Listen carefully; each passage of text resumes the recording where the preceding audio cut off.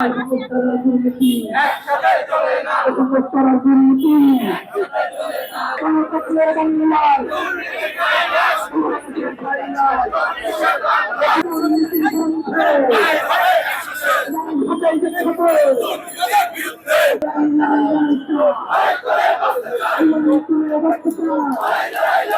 বাংলাদেশ যুব অধিকার পরিষদের পক্ষ থেকে মার্চ টু দুদক কর্মসূচির মধ্য দিয়ে আমরা দুদকের এই অফিসে এসেছিলাম।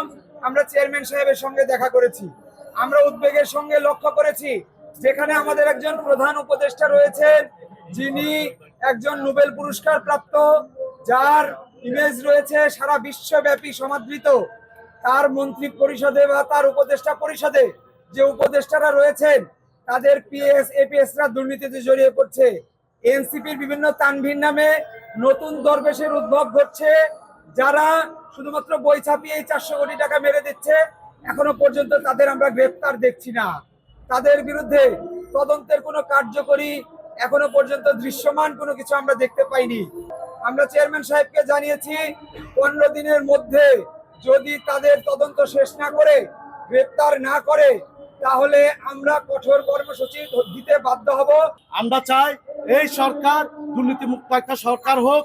সেজন্য আমরা দুদক চেয়ারম্যান মহোদয়কে বলেছি, যারা দুর্নীতির সাথে জড়িত তাদেরকে আইনের আওতায় আনেন এবং এই সরকার যাতে সংস্কার আগে যাতে অন্তর্বর্তীকালীন সরকারের ভিতরে সংস্কার হয় এবং তারা দুর্নীতি মুক্তি থেকে কাজ করতে পারে। সেজন্য আমরা দুদক চেয়ারম্যানকে কিন্তু আহ্বান করেছি এবং সরকারকে আহ্বান করেছি।